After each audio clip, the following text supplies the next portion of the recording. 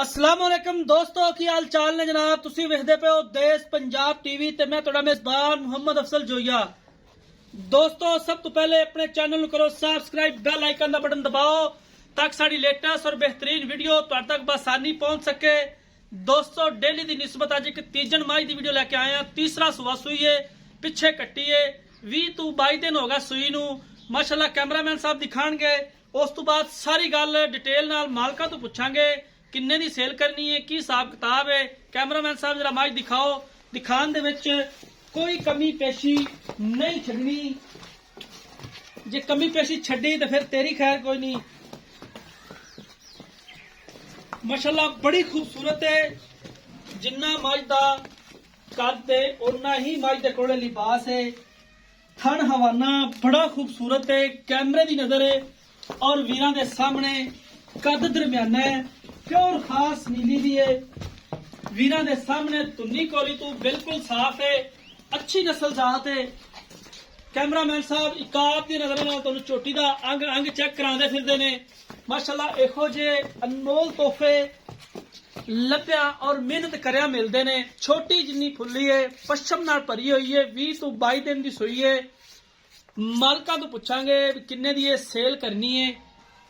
Cameraman साहब जरा तसल्ली करानी है थना दी हवाने दी। मुकम्मल चारे साइडा तुसी दिखानिया ने। माशाल्लाह बड़ी खूबसूरत है चोटी, तुन्नी तो लैके असार तक हवाना है। वक्खी छोटी जिन्नी है, हड्डी एक के। तीसरा सुआ सुई है, पिछे कट्टी हैगी है, बरीक चमड़ी दी है, बरीक चमड़ी दी है।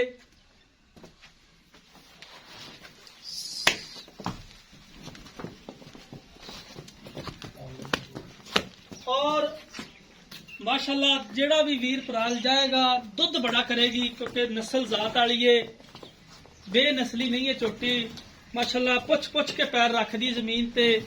बाकी उम्र का भी तकाजा होता है। कैमरामैन साहब मेरा बच्चा इंदा विखाओ।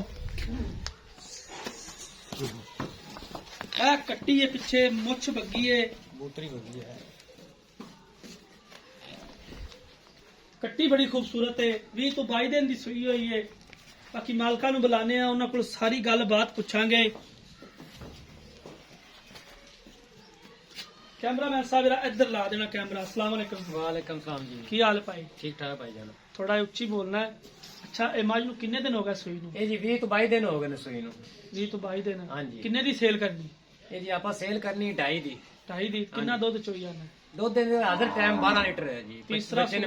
तीसरा सुआ जैनमन सुई। हाँ जी जैनमन सुई है। ठीक हो गया, क्योंकि तेरी गल नाल गल है, ਅਸੀਂ ਕਿਹੜਾ ਤਿੰਨ ਸੂਏ ਲਿਖਣ ਮੁੜੇ ਖਿੱਚਦੇ ਰਹੇ। जैनमन ठीक हो गया। ਇਹ ਆਪਾਂ 2.5 ਲੱਖ ਦੇ ਵਿੱਚੋਂ ਕੋਈ ਥੋੜਾ ਕਣਾ ਦੀਦ ਲਿਆ जी भाई जान प्यार मोहब्बत कर लांगे 5000 ਦਾ। ਦੁੱਧ ਕਿੰਨਾ ਦੱਸਿਆ ਜੇ? 12 ਲੀਟਰ ਜੀ। 12 ਕਿਲੋ ਦੁੱਧ ਪਿਲਾ ਕੇ ਇਹਦੇ ਕੋਲੇ ਹੈਗਾ। हाँ जी ਠੀਕ ਹੋ ਗਿਆ। ਕਰਨਾ ਵੀ ਚਾਹੀਦਾ ਮਾਸ਼ਾਅੱਲਾ, ਜਿੰਨਾ ਲਵਾਸ ਹੈ ਕਰਨਾ ਵੀ ਚਾਹੀਦਾ। माशाल्लाह पशम वेखो किड्डी किड्डी गट गट पशम होंदे। ਸਾਰੀ ਗੱਲ ਦੱਸੀਏ हाँ जी ਦੋਸਤੋ, ਮਾਲਕ ਦੀਆਂ ਗੱਲਾਂ ਸੁਣੀਆਂ ਨੇ। कैमरामैन साहब जरा चोटी ते कैमरा एक बार फिर ला दियो। 2.5 ਲੱਖ रुपया कोई मुल नहीं है वक्त की मुनासबत दे नाल देखा जाए ता। लेकिन चोटी तीसरा सुआ जैनमैन सुई है, इहदे च शक नहीं है।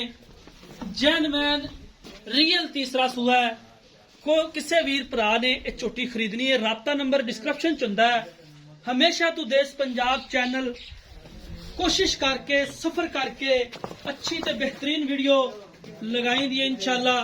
और जेडे मेरे वीर भरा कहना में चीख चगाड़ा पाते ने, उन्हां वास्ते इन्ना ही है कि पिछे जाके देश पंजाब चैनल ते अपनी वीडियो वेख लो कि तुसी पहलो की सो, अज तुसी की जे। हुण तुसी एवें खेल लग जांदे जे एक दूसरे नाल कि साडा ए कुछ है ए कुछ है। लेकिन इज्जत ते जिल्लत देने वाली रब दी जात हुंदी है। माशाल्लाह इन्ने इन्ने हवाने पंडा दे हवाने ने दोस्तों। राबता नंबर डिस्क्रिप्शन च लग्या हुंदा है 0307 351 85 78। असी उम्मीद करांगे कि साडी अज वाली वीडियो तुहानू बेहद पसंद आएगी। वीडियो पसंद आए लाइक ते शेयर लाजमी करना है।